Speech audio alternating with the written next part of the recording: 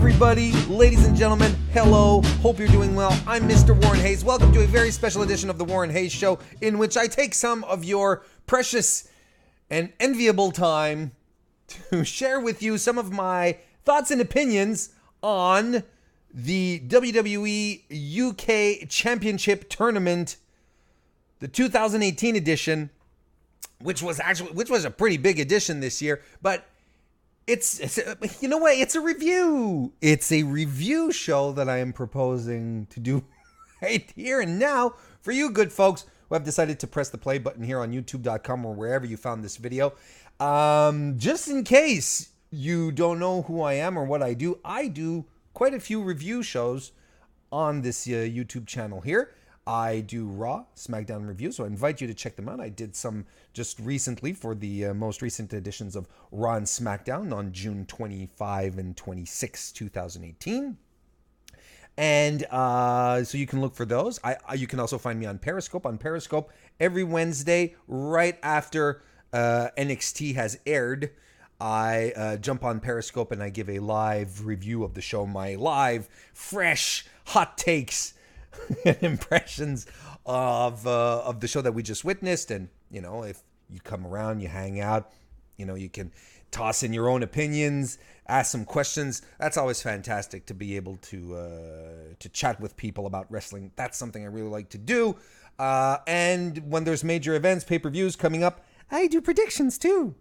You can find all that good stuff, and you can find me as well on Twitter at www.twitter.com, as if you really needed to know that. And here I am, starting with www as if, you know, it's 1999. Twitter.com, you look for Mr. Warren Hayes, that's me. Something else that I do as well is I do retro reviews. I over at Fightful.com for their Fightful Select premium service. I do a retro review once a month with the good Sean Ross Sapp. You can check that out. You have to subscribe. That's what you have to do. You have to subscribe to the service. I'm one of the perks of the service. Right? Call me the franchise. Build your service around me. Get me on your paid service. Watch those subscriptions go up. That doesn't happen. Or if it does, it's about time someone tells me and I add it in my portfolio. So this is all the stuff I do, and I'm glad you're here. I'm glad you're taking a few minutes to watch this. I hope you hang with till the very end. Man, the UK tournament was something else. It was taped about 12 days ago. I can't quite remember. It just aired earlier this week on the WWE Network over 2 days. Two great, like 2.5 to 3 hour blocks of programming. And you know what I liked about the UK tournament last year was how it really did help me discover British wrestling. I get a better understanding about what British wrestling is. I didn't realize how deep it was. Like, I had no clue at this stage, at that stage last year. And then you start discovering, okay, well, there's all these great athletes. Where do they all come from? Then there's Progress Wrestling. There's Rev Pro. There's, well, back then, WCPW, which became Defiant. It helped me discover a whole new breadth of wrestlers, type of wrestling as well, style of wrestling, which was really exciting. So I hope this is something that I want to help as well within this review, is try and give at least a bit of a better understanding of who the competitors are, because some of them are very familiar to us. Others aren't as much. So, you know, I'm not going to actually go into a deep dive into each of these individuals' careers and their accomplishments, but I am going to chat them up a bit, you know, at least give some sort of pathway, help you maybe help you as a novice. Maybe you're a novice to UK wrestling, maybe at least get a foothold and then go off and do your own research. Like maybe like you know, 101, British wrestler introductions 101. That would be a terrible class name. I hope that never happens. I hope I never give that class either. There's people much more qualified than me to do this. All right. This is it's just grape juice, by the way. It's not anything more insidious like red wine. I've got some over there, but I'm saving it for a special occasion. I do have some Irish cream, though. Maybe I should do that soon. Maybe I'll bust out the Irish cream when Finn Balor actually wins the title. Okay.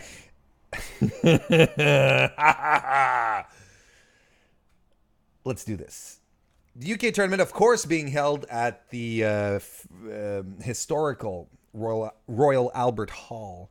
It's a beautiful venue. I mean, I had seen it before thanks to other shows, concerts being held there. But, you know, if this was your first introduction to the venue, it's a beautiful, beautiful place. Our first, so we jumped right into the quarterfinals. This is where we were at this stage. So we jump into the quarterfinals where we have 205 Live's own Jack Gallagher, Gentleman Jack Gallagher, which we're all quite familiar with as North American wrestling fans, taking on Zach Gibson.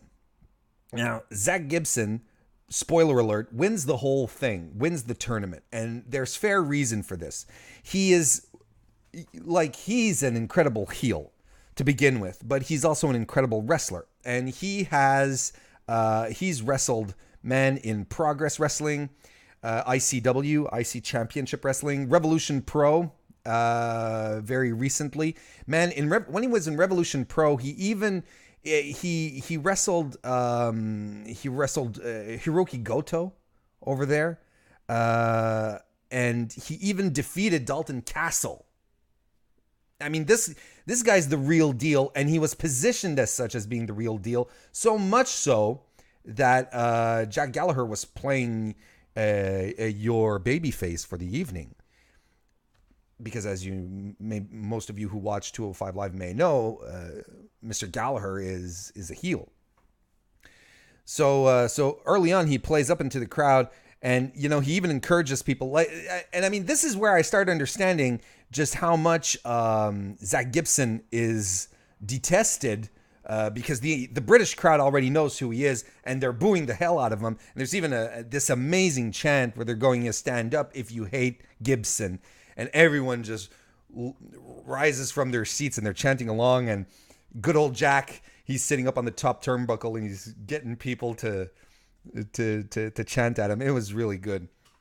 Gibson does some great joint manipulation to start with. He hits a gorgeous armbar suplex on Gallagher at some point. Gibson is brutal throughout this entire match, with Gallagher working his left shoulder. And if you're asking why is he working his left shoulder? Well, because he's setting up for his finisher, which he calls the Shankly Gates, which is basically like a reverse arm lock, I guess you'd say, or a wrist lock, reverse wrist lock. And they're setting up the whole story here about there's an entire story throughout all three rounds of the tournament is that the Shankly Gates is a strong finisher, and they're setting up the nugget right here.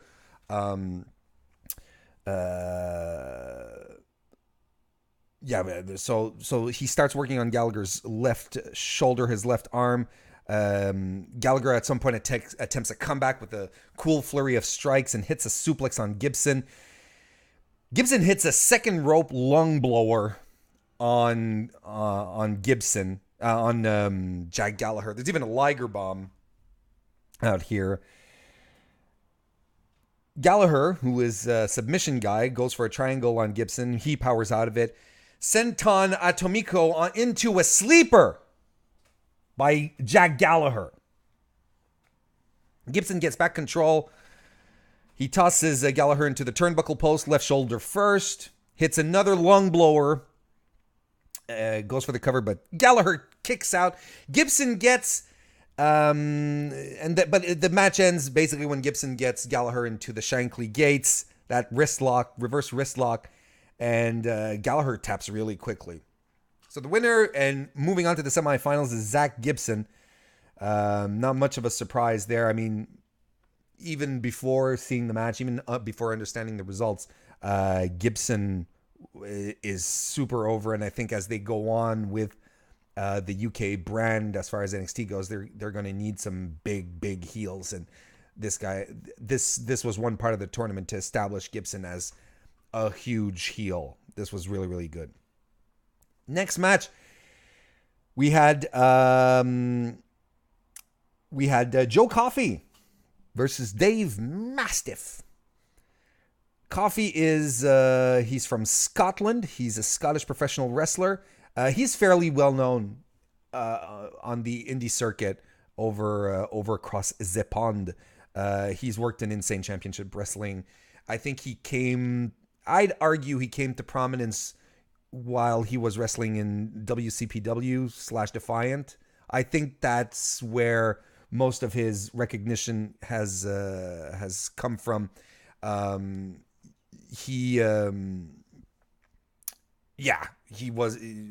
where a lot of his work came from, and is considered an extremely talented and hardworking guy in the ring as well. So that's really cool. I was glad to see him in the tournament. Didn't know much about our friend Dave Mastiff, though. He's worked around a lot as well. I was not as familiar with him. He did work in He has worked in Progress, Rev Pro, again, WCPW / Defiant. He's even had some work in TNA a little bit. He's actually really he's another guy who works quite a bit. Another big guy. These were two big guys, essentially. The story of the match here is that you had two huge mountains of man colliding with each other here. They start off with a test of strength, continues outside of the ring after they collide on against each other with dual flying body presses. Mastiff, this was cool. Mastiff catches Coffey off the top rope with a forearm and goes right into a senton. That was pretty cool. Mastiff is in control for most of the first part of the match. I thought it was a little slow paced. I didn't think Mastiff worked he worked a very methodic, very slow pace, but it was lacking something. I don't know. Coffey mounts a comeback, hits a belly to belly. He German suplexes Mastiff. These are huge guys. Like, they're 300-pounders. And he German suplexes Mastiff and holds him into a bridge, a pinning bridge. But then Mastiff turns around and does the same. That was really neat. Discus Lariat for the win by Joe Coffey. It wasn't the longest match of the tournament. It wasn't really the best either. And I watched the preliminary matches that that were on WWE.com leading into the match here, the ones that they shot at the Download Festival, for instance. This was my first time really watching Dave Mastiff wrestle, or maybe really paying attention. For me, he doesn't do much for me as far as big men go. But I'm not shutting him down. It's not like, get this guy out of the ring. He can go. He can work. It's not working for me. Joe Coffey, though, man, that guy's cash money. He's printing money. His brother Mark is in the audience cheering him on and was very, very proud of his brother for the win, who won. Next up, our next quarterfinal match was Flash Morgan Webster versus Jordan Devlin. Two names that should be familiar to us, North Americanites. Flash Morgan Webster, of course, was on 205 Live recently. He's been... first of all, he has a very unique look, dressing in the style of the mod era of the 1960s in Britain, which was a music style / art style that was reflected very, very strongly in youth culture back then. The way people dressed. It's personally a vintage style that I appreciate a great deal. I think his ring gear is fantastic. I'm a sucker for that kind of stuff. And we've seen Morgan Webster recently as 205 Live a couple of weeks ago. He had a match there. He's a high flyer. He's fairly well known in the circuit. Man, this guy has worked everywhere. He's in Progress, Attack Pro. He's worked there as well. Revolution Pro. Man, I mean, this guy has been working just about everywhere in British wrestling. He had a huge year last year, and it was nice that he was a very, very nice addition to the UK tournament this year. Jordan Devlin was actually come to think of it, Flash Morgan Webster was in the Cruiserweight Classic last year, if I'm not mistaken. Yeah. Yes, he was. Jordan Devlin is another guy that we've met before. He was in the UK tournament last year. An Irish guy who kind of looks like Finn Balor a bit, just a bit. He's a guy that he's wrestled a lot in Fight Club Pro Wrestling, Over the Top Wrestling. He also pops up now and then in Progress, IPW, Insane Pro Wrestling. So he was added into the mix here. This was a fun match, fairly evenly matched, which was the story that they were telling from the get-go. Devlin hits a standing moonsault at some point. Webster hits this. I like this spot. Hits a tope to Devlin, who's on the outside. Jumps back into the ring. Runs the ropes again. Hits a second one. Goes back into the ring. Runs the ropes again. Hits a tope con hilo for the third time onto Devlin. Devlin hits spot of the tournament, maybe. Top rope Spanish fly. That was amazing. Webster kicked out, though. Devlin immediately super kicks him, though. And I like that. It's like, oh, okay, you kick out. Wham!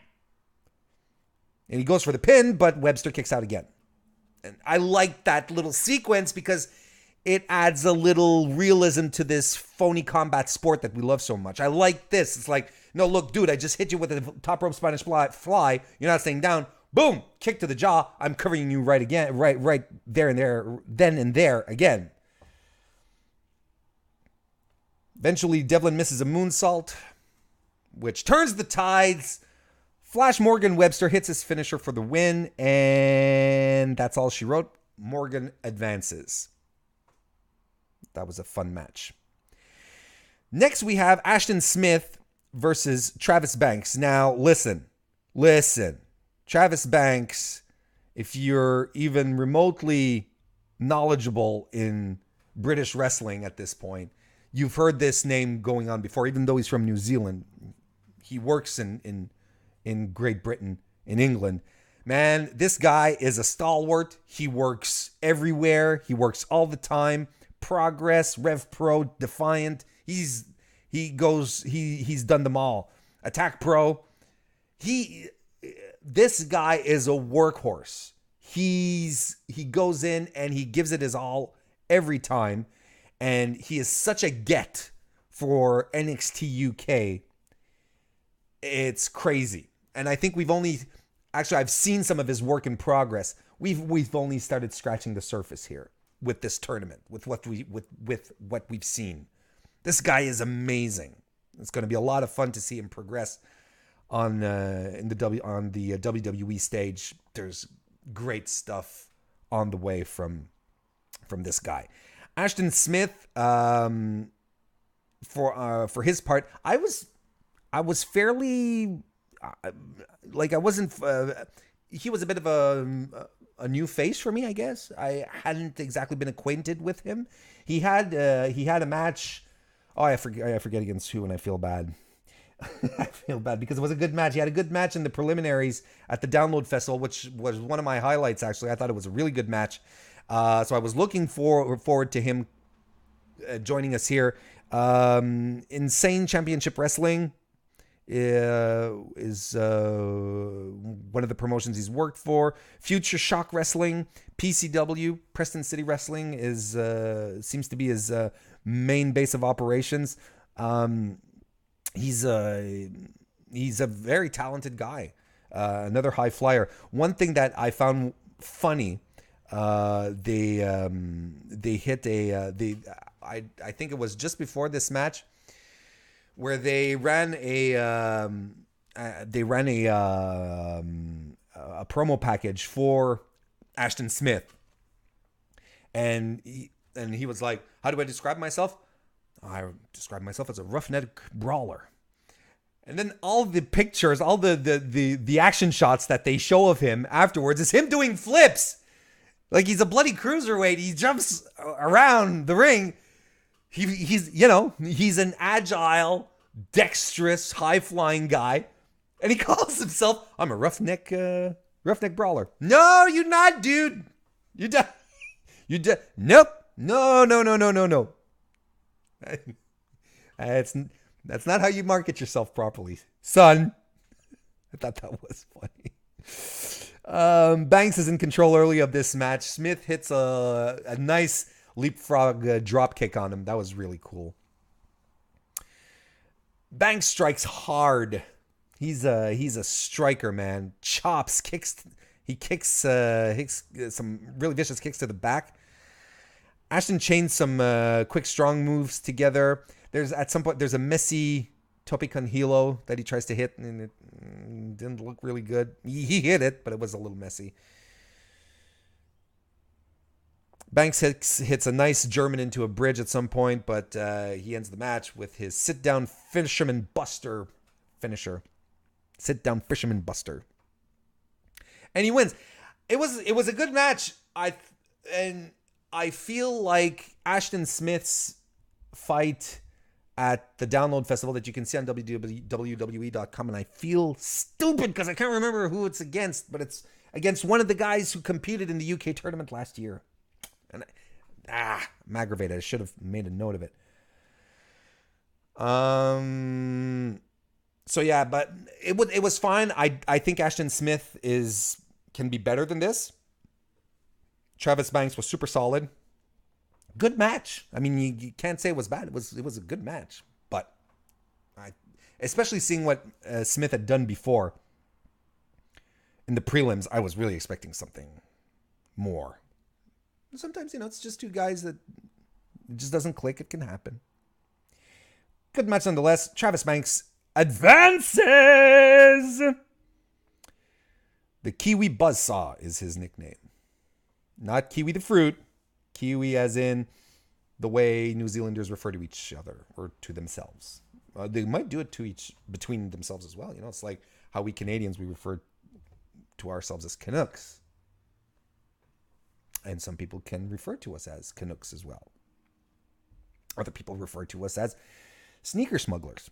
So Toni Storm, Killer Kelly, and Isla Dawn are the triple threat women's match that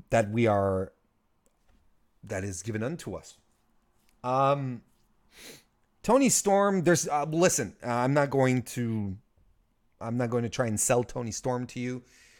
She's amazing. She's an international star. She is known everywhere. She's an incredible wrestler. If you don't know who she is, you just go on the YouTubes and you seek her out and prepare to be amazed. Find the videos or subscribe to like a fight channel, stuff like that. She's everywhere. And this as well is a huge, huge get for NXT UK for the women's division. She's amazing.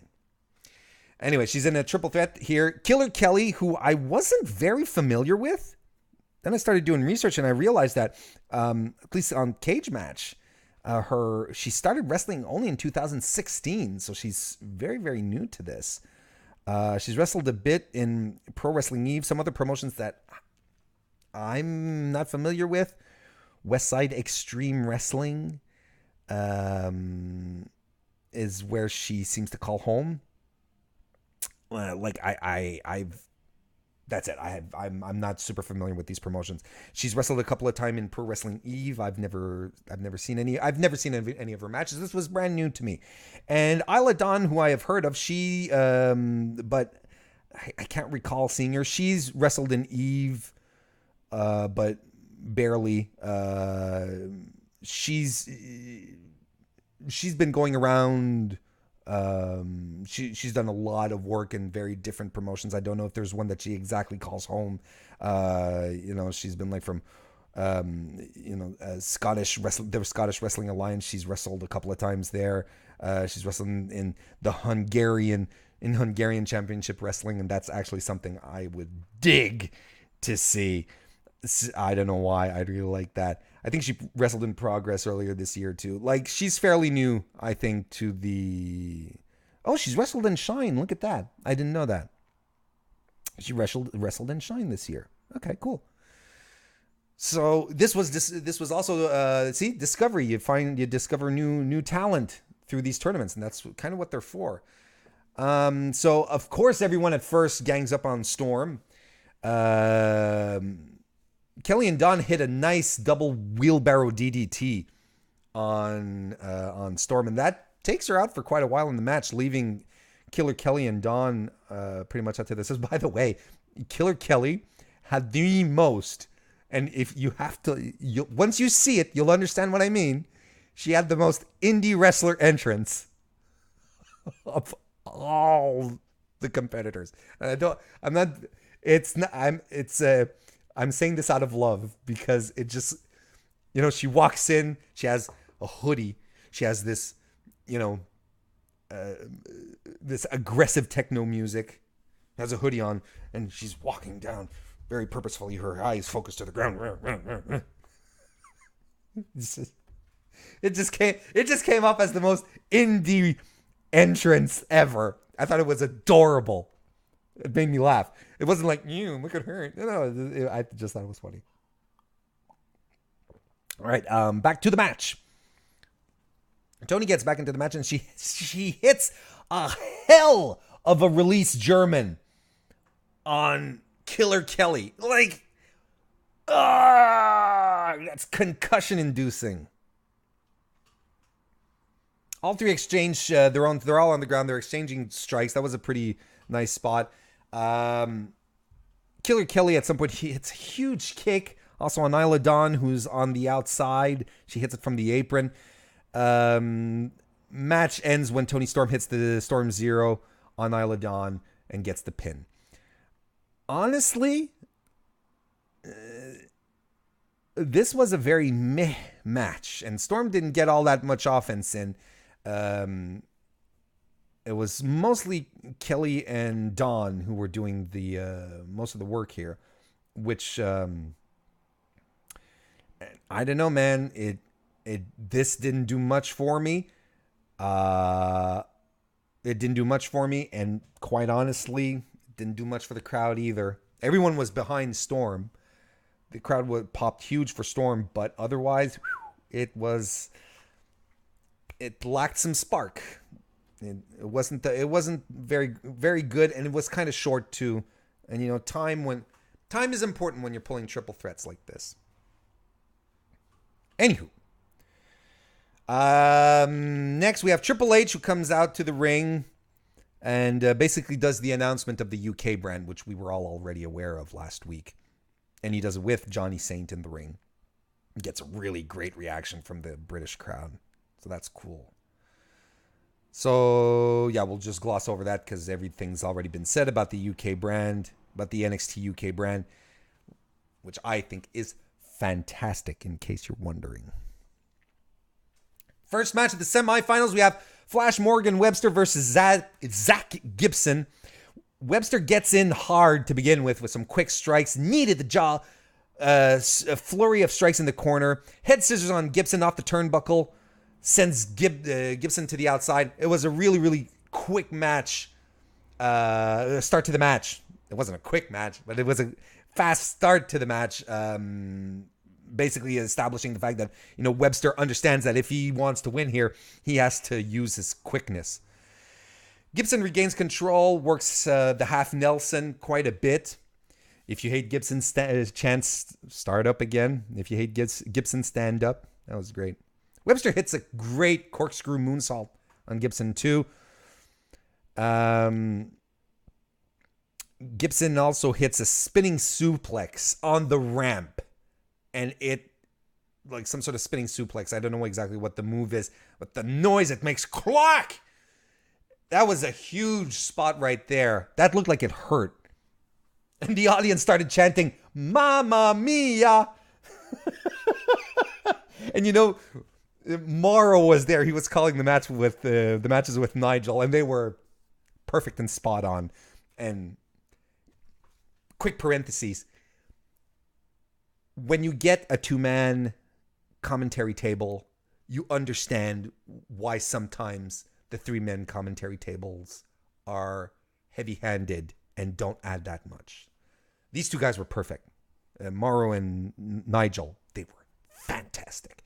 But yeah, so basically, so the audience starts chanting. I'm getting, you know, I'm swerving like this. I'm going kind of like how I drive. The audience were chanting Mamma Mia. Morrow was there calling the match. Of course, he must have had a grin ear to ear on that one. And this is the second time I hear the Mamma Mia chants. Was it a takeover 2 weeks ago that there was a Mamma Mia chant? I hope that catches on, because honestly, Morrow deserves to leave an imprint like that. Anyway, we get back into the ring, and match comes to an end when, once again, Gibson Hicks locks on the Shankly Gates. It was a rather quick match. Like, it ended fairly quickly. Like, not as quickly as I said when I started the review, you know, where I was like, hey, he jumps on the guy, he spins around, 1, 2, 3. No, it wasn't that fast, but it was still fairly quick. We understood why, because Gibson obviously had to wrestle the next match. Well, either guy would have wrestled the next match, you know, so they can't be super long, got to sort of protect each other. But yeah, Flash Morgan Webster tapped really, really quickly from the Shankly Gate. So again, establishing the fact that this is a super strong submission move. Gibson always wins with this kind of thing. So, like, oh, okay. We get it. You know, actually, Harry Wrestling Fan on Twitter, who was tweeting along at that, go follow him, by the way. He's a cool guy, and he has some great insights. What's his exact Twitter is Harry Wrestling Fan. HARRYWRESTLINGFAN. Harry Wrestling Fan. Actually pointed that out during the match. Harry Wrestling. There's no fan. There we go. I'll get this right. I'm not confused. I do my research. I know who follows me. I don't want. Harry Wrestling. He's he actually pointed out that they're setting up the Shankly Gates really strong, and he's going to be top heel in NXT UK, and I agree. And just for that, you should go follow him, because that's a very astute observation. And we like astuteness. Astutity. Our second semifinal match is Travis Banks against Joe Coffey. Coffey selling hurt ribs from the previous match that he had with Dave Mastiff. Good chain wrestling to start. Both guys are striking super hard as well. Coffey hits a huge shoulder tackle that Banks sells like he was hit by a water buffalo. Underhook airplane spin into a suplex. Joe Coffey did that.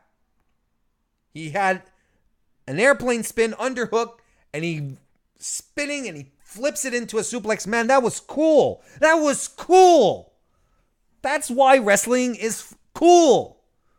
For shit like that. Coffey hits a single leg crab. But Travis Banks eventually gets out of it. Gets a series of chops on Coffey.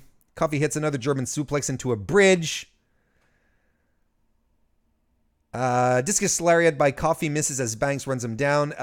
Coffey is working the left arm of Banks, and this is going to be an important part of the rest of the tournament as well. He's trying to bang it up a bit.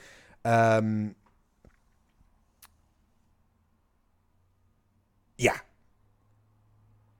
There's a spinboard crossbody by Coffey that fails, and Banks actually rolls Coffee up for the 1-2-3, like a bit of a win out of nowhere. It was a great match. This was really fun. And you can see that both these guys are a bit of a step above. This was really, really good. Big things for Travis Banks and Joe Coffey in NXT UK, especially considering the fact that Joe Coffey, after the match, attacks Travis Banks. And this is shades because I forgot to mention, Joe Coffey, after his match, was one of the only guys who got a promo, if not the only guy, who got a post-match promo, basically saying, I'm here to do my thing. I'm here to kick ass. I'm here to, and I'll do whatever it takes, to be top guy, basically. So this was kind of shades. This was kind of a response to his promo where, okay, he went back in and he beat up Travis Banks. He beat him up hard. And that's where Travis Banks got most of his left arm injured as well. And this would come to play, as I say, in the finals. But before, so our finals are Travis Banks and Zach Gibson. But before we get to the finals, these dudes need a bit of a breather. We get 6-man tag action.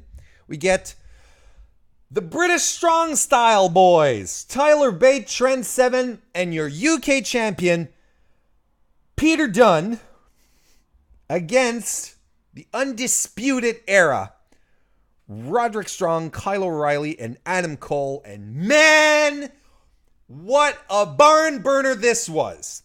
Crowd was so hot for the local boys.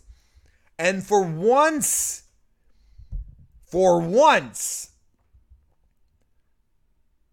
Undisputed Era got a heel reaction. Like a proper, real heel reaction. Boo! Bate and Kyle O'Reilly actually start this match off after some finagling. Excellent chain wrestling between them both. Roderick Strong comes out and gets a "You sold out" chant from the audience. I love this. I love it. That was great. Because he was Pete Dunne's buddy and then he went and joined the Era. You sold. I thought that was great. Listen, the British Strong Style guys are in control. Triple super kick on from the British Strong Style guys on Undisputed Era. The crowd is hot. Era gets control over Trent Seven. Seven no-sells Adam Cole's chops at some point. And he just wails on Adam Cole. And he actually starts chopping the entire Undisputed Era, who are all running in to try and help Cole. And he's chopping everyone down. That was fun. And this whole sequence finished with a DDT. That was a DDT. That was a really nice sequence by Seven there. But he does end up being your babyface in peril. But gets the extremely blazing hot tag to Pete Dunne, who hits a flurry of punches on Roderick Strong. He hits a slam. He picks Adam Cole up and slams him onto a fallen Roddy, which was cool. Tyler Bate comes in, hits an airplane spin on Roderick Strong with Adam Cole on his friggin' back. He's got Adam Cole on his back, and he's got Roderick Strong underhooked. He's spinning. Tyler Bate is not normal. That was a cool spot. Huge drop kick from Strong on Dunne coming off the top rope. That was really, really well executed. Perfectly timed. Roderick Strong, man, his drop kicks. Talk about his backbreakers, yes, so on and so forth. That's part of his arsenal. But his drop kicks, man, holy moogie.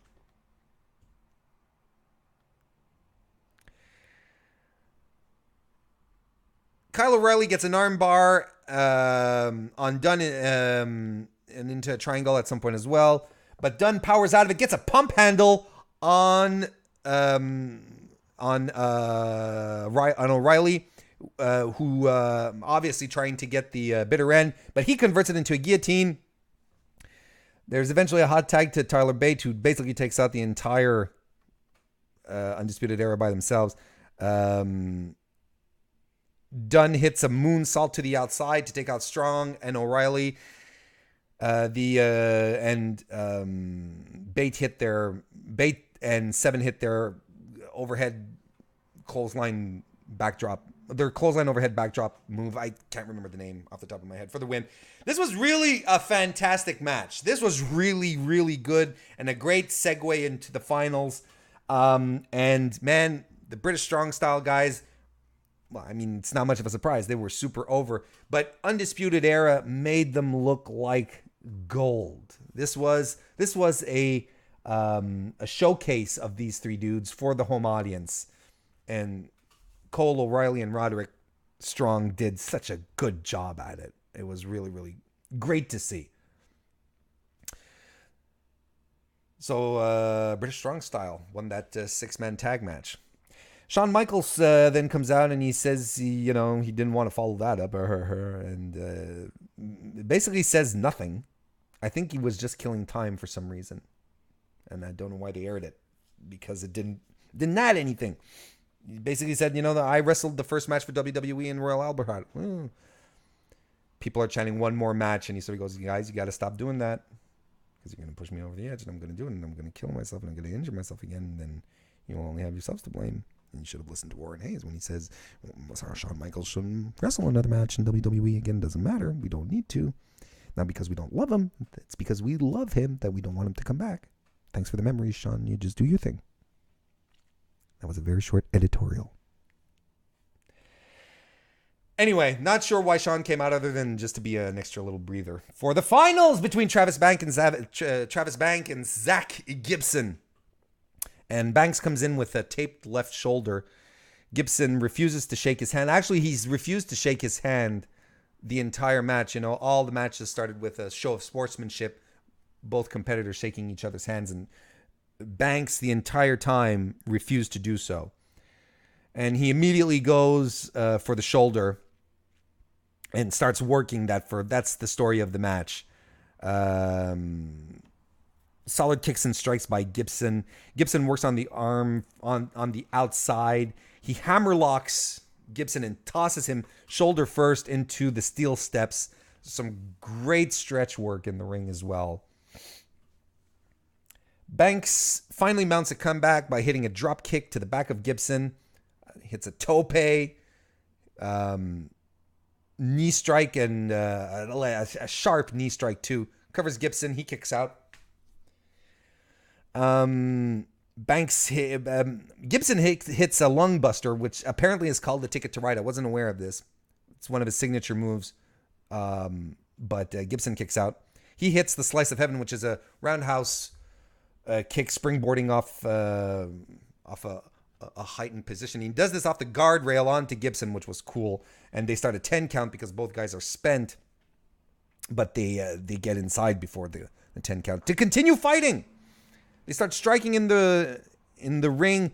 They're getting sloppy because they're exhausted. That's the story that they're starting to tell. Gibson hits an open palm on Banks that just echoes throughout the building. It's crazy. All right, so we get an attempt for the Shankly Gates, all right? And this is where I have trouble a little bit. Like, I had a bit of trouble. And this is a nitpick, because this was a great match. All right? I'm going to say that right now, not to give the impression that I'm complaining. But this was a great match. But I'm nitpicking a bit because I feel that Travis Banks didn't do all that great a job selling his left arm throughout the match. Like, he'd hold it, he'd try and, show that it hurts, and it's taped up, and it's an integral part of the fight here. This is the essence of the story as it develops. That Banks is injured, his left arm is injured, and but he just bounces around and does all sorts of maneuvers using his left arm. And you're like, why? That doesn't even look like it's hurting anymore. Pete Dunne, anyway, no, not anymore. Well, but Pete Dunne on the second night in his championship match was the same thing, was the same story where Gibson was working his left arm. And man, Dunn was selling that arm. He was doing nothing with that arm. Like nothing. And this was the crux of the story here. So at some point, Shankly Gates gets locked in. Gibson locks in the Shankly Gates on Banks. But Banks, now remember, in the two previous matches, in the quarterfinals and in the semis, both guys who got into the Shankly Gates tapped out real quick. And this was the thing. This was like, oh, okay, here's the monster submission move right here. And on top of that, this guy over here, oh, that's a loud noise. Sorry about that. This guy over here, this guy over here has a taped shoulder. His arm is in pain. Well, he endures it and manages to get to the ropes. All right. Okay. Now, I wouldn't have had a problem with that if he scrambled, like if he made it really quickly, but there was a bit of a time there where I'm like, let's move on. I don't quite get this. Let's move on. Banks hits his slice of heaven inside the ring, but Gibson kicks out. Gibson also gets a pin attempt shortly thereafter, tries to use the ropes for leverage, but the ref catches it. Banks hits a fisherman gutbuster suplex on Gibson, but only gets two. Gibson hits the Helter Skelter on Banks, but Banks kicks out, so they're all kicking out of their signature moves. And then Gibson hits the Shankly Gates on Banks again. And Banks is resisting, and he's trying to get to the ropes, and he can't. He's struggling. At some point, you think they're going to do it, but no, he can't do it. Gibson rolls him back, and he eventually does tap. But it's a rather long sequence before he does tap out. And like, I get it, okay? I understand what they're trying to do with Travis Banks in this storyline. He's the resilient little tough guy who just never says die. Fine. But I really think there would have been another way to do this than having him endure the Shankly Gates for so long while it was established as such a destructive auto-submit kind of insta-win move. You know what I mean?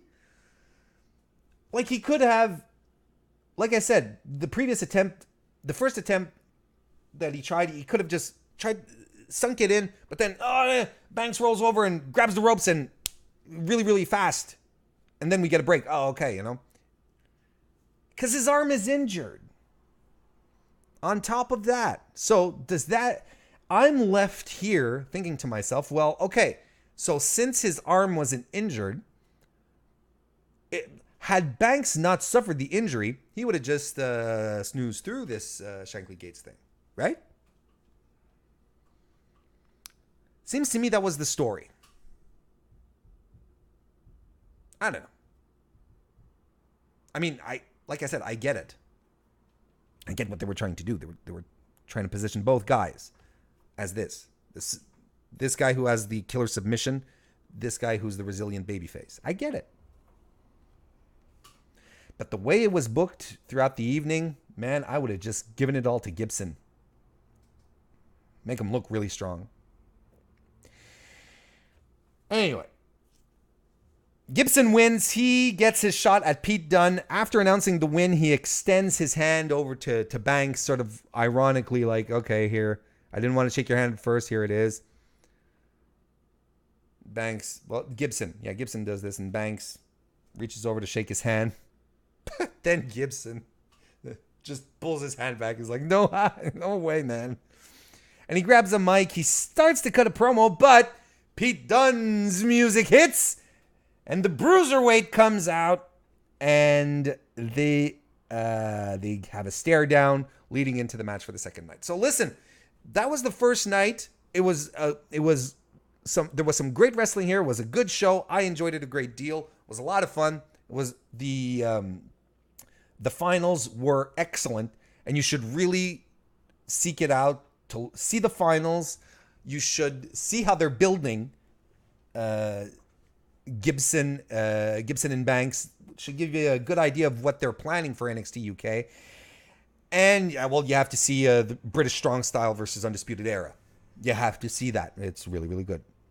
Day two was actually branded as an NXT UK show. That was the hashtag. It wasn't... It was literally the first NXT UK show. So what did we get? We got a whole bunch of NXT stars and NXT UK stars going at it. And I'm going to try and power through these a little faster. This was a fantastic show. And it is bookended by two amazing matches. The first match we get was British Strong Style. Basically, Tyler Bate and Trent Seven versus Kyle O'Reilly and Roderick Strong. NXT Championship titles are on the line. And Kyle O'Reilly's air guitar with the title was such on point. Like, he pulled it off and he started right with the guitar lick. He started like straight on that moment. That guy's great. I love Kyle O'Reilly. Look, I don't think there's really much of a point of doing a play-by-play of this. You have to see this match. There's incredible mat wrestling, some great strikes. This is all British Strong Style's moment. Again, O'Reilly and Strong are putting these guys over like crazy. And the crowd is so hot for this. There's just so much stuff going on. At some point, I couldn't even keep up. It was a fast-paced, incredible match. This actually rivals my love of Undisputed Era versus Oney Lorcan and Danny Burch from a couple of weeks ago, which is my tag team match of the year right now. And yes, I saw the Golden Lovers versus the Young Bucks. It's still my favorite. And this one, man, this was so good. Lots of great spots. At some point, Kyle O'Reilly hits a disgustingly amazing brainbuster on Tyler Bate. And Bate, and this is something you have to see, he hits a senton into a bicycle kick. I don't remember who he senton. He sentons, let's say, Roderick Strong and rolls into a bicycle kick on friggin' Kyle O'Reilly. You know, we hadn't seen Bate really wrestle in quite a few months, and we have maybe a tendency to forget. You know, since his great matches, his great series of matches that he had with Pete Dunne, you know, apparently he had some heat with management. I don't know what the reasons were, but we hadn't seen him wrestle on WWE TV as much. And now look, this kid, man.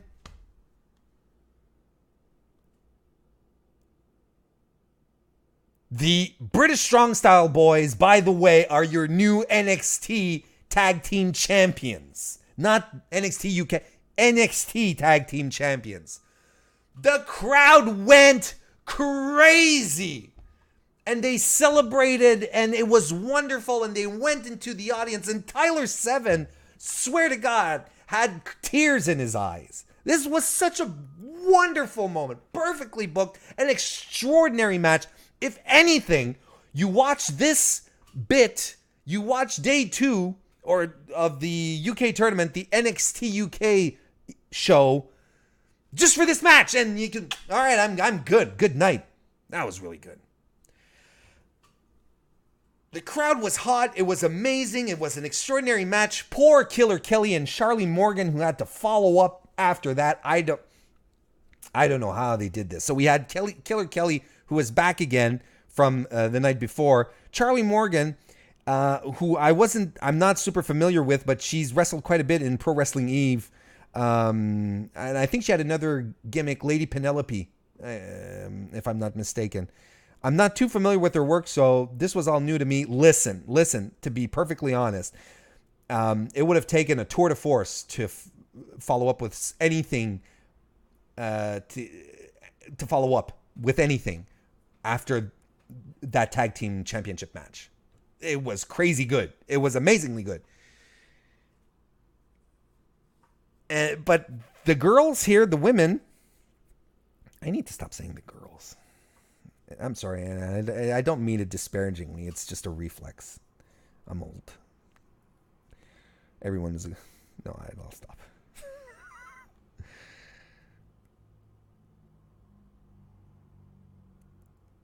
You know, a lot of it was very slow paced. It feels like both Kelly and Morgan were a beat behind each other. Everything felt telegraphed. It wasn't... it really wasn't that good a match. On an evening that was meant to be an event that was meant to be a showcase of British talent and what's coming up for NXT UK. Honestly, right now, with this match and the triple threat that they had on the first night, aside from Toni Storm, I don't see the depth of the women's division just yet. All right, I'm not going to pass ultimate judgment on two matches, and they have time to develop. You know, it's NXT, right? That's the brand. So we have to consider this as another developmental territory, right? Right. Anyway, Morgan gets the win here over Kelly, rolls her into a small package after Kelly goes for a suplex, and Morgan basically holds on to Morgan, prevents her from doing the suplex and rolls her into a small package.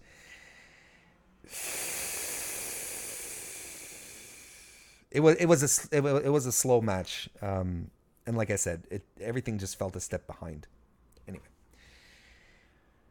next we had a triple threat match between Mark Andrews, Tyler Banks, coming back from his loss last night, and Flash Morgan Webster for the number one contendership spot for the UK title. So for whoever won tonight, he would have his very first contender right here. But Johnny Saint comes out and says, wait.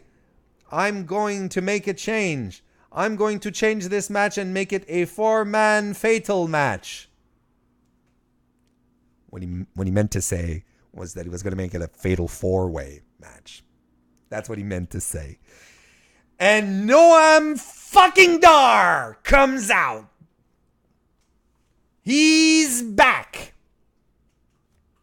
This was a great match. This was a fantastic match of guys, a perfect balance of skill and high-flying moves and striking. This was great.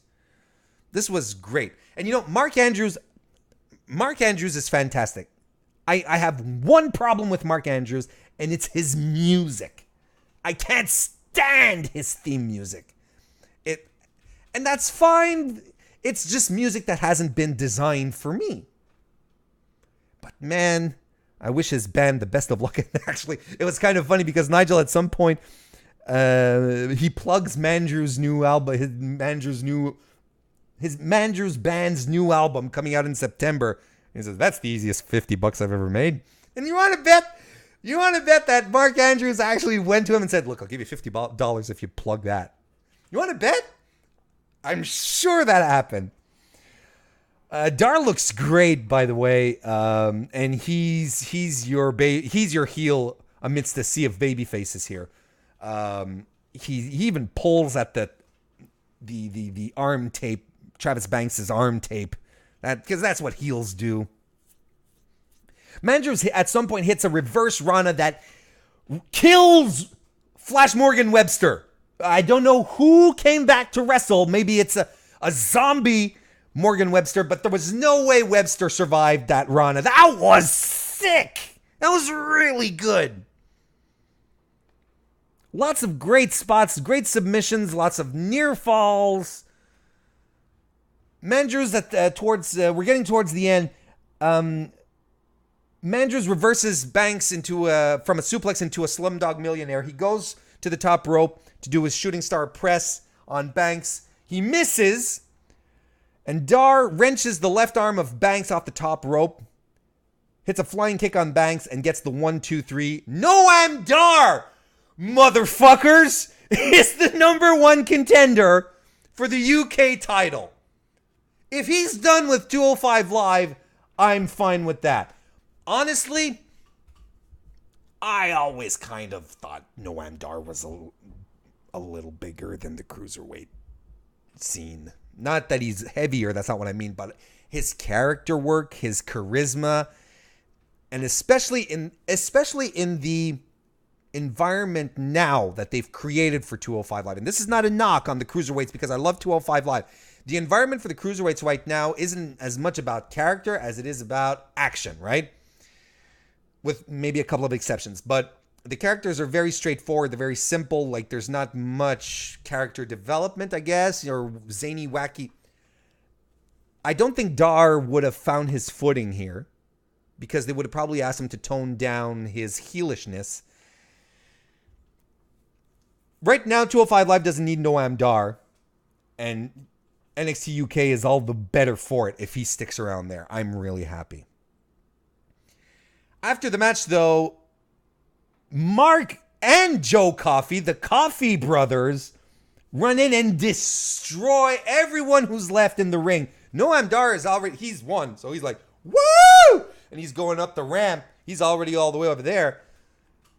Mandrews, Banks, Webster, or what remains of Flash Morgan Webster, they all got murdered by the Coffey Boys, and I thought that was funny. Nigel was calling them the Coffey Boys, and I thought it was great. That I would actually, if I was two people, and I started a coffee shop, I'd call it the Coffey Boys. I still think it was funny. And Noam Dar is at the middle of the ramp, and he's like, "Oh, should I go?" Like he's wondering, should I go interfere? Should I go help? He goes, yeah. Heel Noam Dar, man. The Scottish Supernova. I'm cool with him back. Got me pumped. Adam Cole defended the NXT North American Championship on British soil. His first defense since defending it against Oney Lorcan. No, that's not true. But his first defense after, that's it. It was before the Oney Lorcan. He hadn't defended it after defending it against Oney Lorcan. I'll get through this, ladies and gentlemen. Hang with me. Then he beat Walter for it as well, right? I think he defended it against Walter, but that was after this match. Or was it before? It doesn't matter. Look, Adam Cole, he's there. He gets a good reception. Wolfgang is there. Wolfgang is actually 31 years old. He looks like he's in his mid-40s. He looks old. He's 31. I'm going to run through this match again a little quickly because also the video's starting to get a little long in the tooth. A little long in the tooth video. This was a good match. Nothing spectacular to write home about. Nice to see Adam Cole wrestle at any given moment in time. Wolfgang at some point counters a top rope splash from Cole with a double knee that really looked nasty. Crowd is behind Adam Cole on this one. Completely. Despite Undisputed Era, the past two matches, their two appearances getting real heel heat. Here there, Adam Cole has got them in the palm of his hand. Lots of moves. It's very physical. It's a very physical match. You should definitely take a look at it. It's not a bad match by any chance. I feel like at some point Wolfgang is gassed. Like about, I'd say 70% through the match, he looks gassed. And I don't know if it's just him really selling well the fact that he's going through this exhausting and competitive match, or if he really is exhausted, like he physically can't take it, but he looks like he's it looks like he's done. Match ends when Wolfgang misses a swanton bomb. Adam Cole gets him into the brainbuster on knee, which used to be called the last shot, but then he hits his leg lariat to the back of Wolfgang's head, which is now called the last shot, and Adam Cole retains the NXT North American Championship. So Undisputed Era still has some gold. And after the match, Adam Cole is like, the audience is popping huge for them. And he does Adam Cole, baby. And he's walking away from the ring. And the audience chanting, one more time, one more time. And look at this heel. This heel guy goes back into the ring. And he gets the crowd. He starts raising the crowd. Come on, come on, come on, come on, come on. Adam Cole, baby. Like, he works the crowd like, oh. He's too cool, man. You can't really hate Adam Cole, but you don't want to really love him either. You want him to be just this sleazy son of a bitch that we love. Aleister Black and Ricochet team together against the Velveteen Dream. The Velveteen Dream. NEC3. Or as we'd say in French, C3. Listen, again, this is a good match. I'm gonna go through, gloss over it quickly, but look, if you can't get enough of these four guys, and I don't see why you'd ever get enough of these four guys, go see this. And I've read a lot of commentary on how in this match, you see right here, this is the future of WWE. That is encapsulated in this tag team match. We're going to look back at this match in 15, 20 years and look, this is, WWE already knew how special these four guys were. But here's, and I agree with this, but here's my caveat. I'd add a fifth person to this future of WWE thing. And Pete Dunne. See, Aleister is your tall, athletic, intimidating guy. Like, he's the mystery guy. He's the big man, the mysterious, intimidating big guy. Ricochet is your high flyer, energetic, super charismatic babyface. Velveteen is your entertainment package who can deliver it all. EC3 is your new age big man. Your jacked up guy who can go and be super entertaining as well. Pete Dunne is your authentic badass. He's the guy who has the legitimacy. Who you look at is like, you just look at him and you're like, that guy can snap me in two whenever he wants. That's what Dunne brings to this equation. So if you ask me, yes, these four guys are part of the future, but you have to add Pete Dunne in that. And if you don't think Pete Dunne is destined for a main roster run, maybe not next year, maybe not the year after that, but if you don't think that he's destined for a main roster run with a world title, either the WWE or Universal title, then you are wrong. Yeah, how about that? He's destined to be world champion. Any of these guys are destined to be world champion. They are too good. So that would be my Justice League of wrestling of the future of WWE. And you know what? Toss in Toni Storm and Candice LeRae in there, and there's my Justice League of the future of WWE. Aleister Black, Ricochet, Velveteen Dream, EC3, Pete Dunne, Candice LeRae, Toni Storm. It's a fantastic match.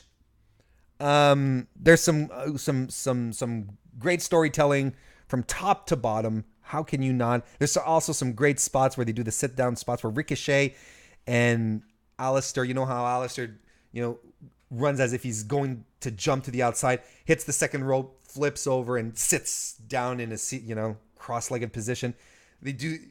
Ricochet does the same thing, and they're both sitting at the same time in the middle of the ring with the heels outside. It was just cool to watch. It's fan service. It's ridiculous. But look, I still have shivers thinking about it. That's absurd. It's a good match. It's a really fun match with really talented guys. And the fun thing is that EC3 and Velveteen get along for most of the match, but there's a couple of occasions where they have some breaks in communication, and I don't know if it's legit or not. Like, at some point, EC3 decapitates Aleister with a clothesline. Dream super kicks. This the one moment where they get some tandem offense. EC3 has Alistair in a headlock. Holy crap! He has him in a headlock. And Velveteen Dream comes in, super kicks Alistair right in the headlock, and EC3 DDTs right after. DDTs Alistair right there on the mat. And EC3 goes for the pin. He rolls over to him and wait, no. And he goes over to Velveteen, who's exiting the ring, and says, yo, you're legal. Velveteen is like, oh yeah, right. So I don't know if that was just like miscommunication or something, or if this was part of the story. That was a fun moment. I liked it. Ricochet hits a corkscrew plancha to the outside because he's insane. The match comes to an end when EC3 hits a leg sweep drive on Ricochet, and he's struggling. He was in peril, and he goes to get a tag to Velveteen, but Velveteen has also been injured, and he's sauntering on the side of the ring, on the apron, and he's like ignoring his partner. He's not reaching out for the tag or anything, and he just jumps down off the apron, and he walks away injured, leaving EC3 alone in the ring. And EC3 gets up and he's like, the finish was actually really good. EC3 was in the ring, stands up, and he's looking at Dream going up the ramp, and he's saying, what are you doing? Where are you going? I'm here. Come back. Velveteen is, man, I'm hurt. You handle this. Dream is in pain right now.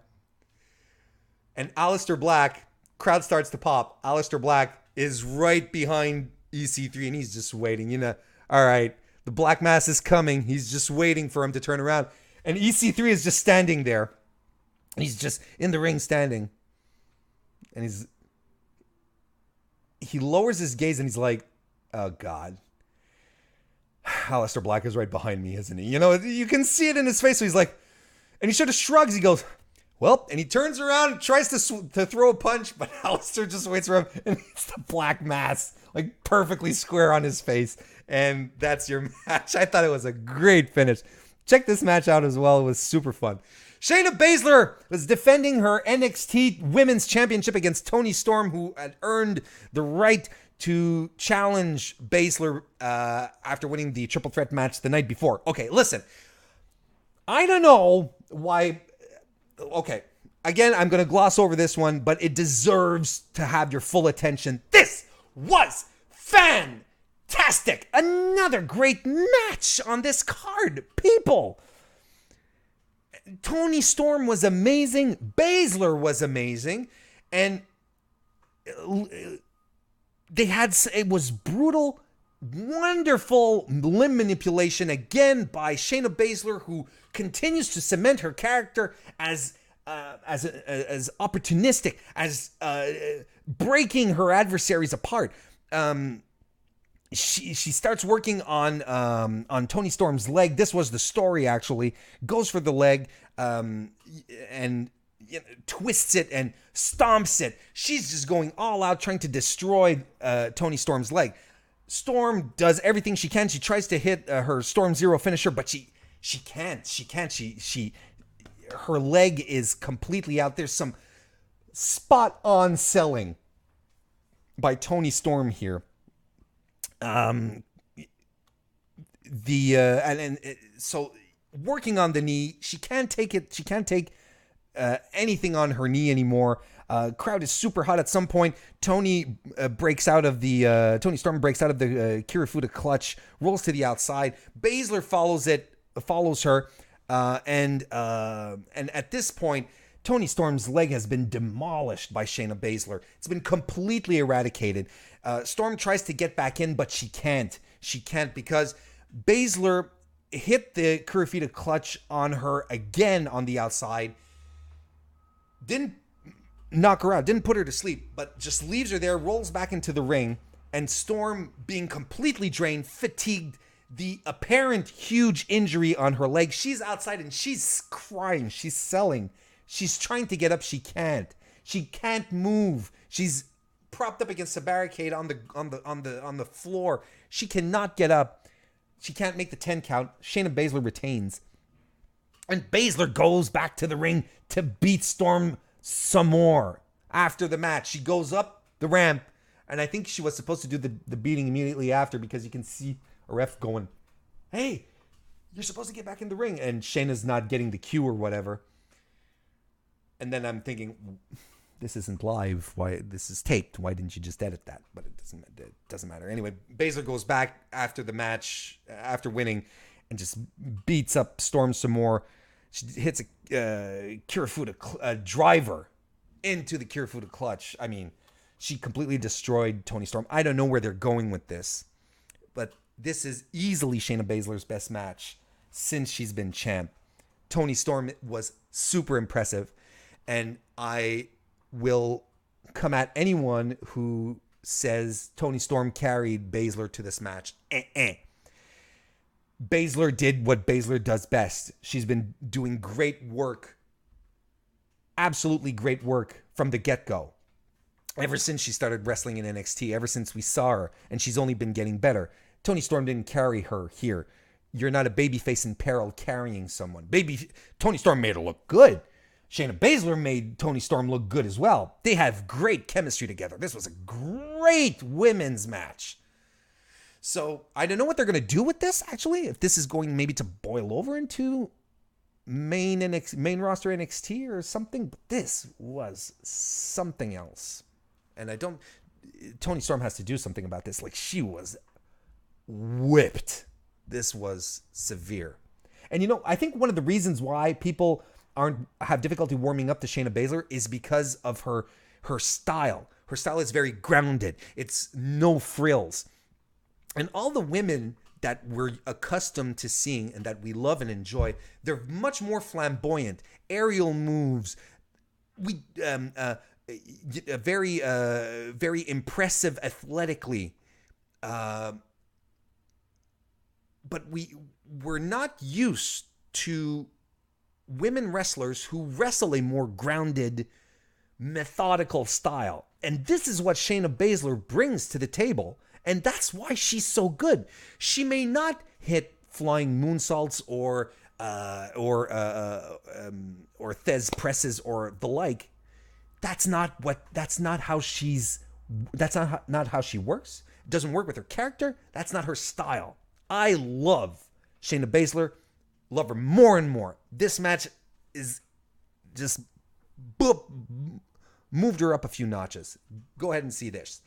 And then, of course, the main event where you have Zach Gibson challenging Pete Dunne for the UK Championship. This is a barn burner, ladies and gentlemen. This is fantastic. When I say this evening, the second evening is bookended by incredible matches, I am not kidding. This is a classic. What a punctuation, what an exclamation mark to put here at the end. Let me take a drink here. Ooh. I'm a thirsty man. Dunne goes quickly into joint manipulation. He's in control. Super solid strikes. Gibson eventually gets control on the outside. Hammerlocks Dunne and drives him shoulder first into the barricade. We've seen him do this over the course of the tournament. He hits a hammerlock suplex on Dunne. And he starts working on Dunne's left arm. We're starting to see the pattern here.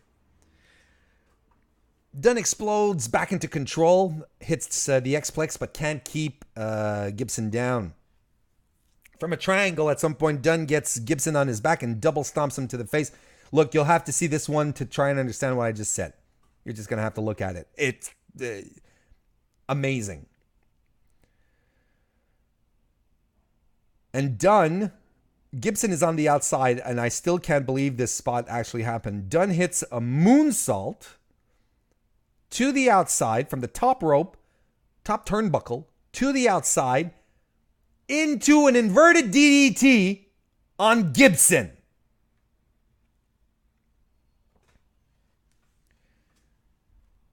Gibson looks for the helter-skelter, hit one of his signature moves on the outside, but Dunne reverses it into an X-Plex on the ramp outside. And, yeah, that was pretty cool, too. Gibson, they're back in the ring. Gibson starts striking hard at Dunn. Dunn fights back with strikes of his own. Very, very violent. Gibson hits the Ticket to Ride on Dunn, but Dunn no-sells it. They ram into each other over and over at some point. He hits the bitter end. Dunn hits the bitter end, but Gibson kicks out. That was mind-boggling. Another Ticket to Ride. Look, they're hitting all their signature moves and they're kicking out at this point. It's a lot more dramatic and tense than I'm letting on. This was really good stuff.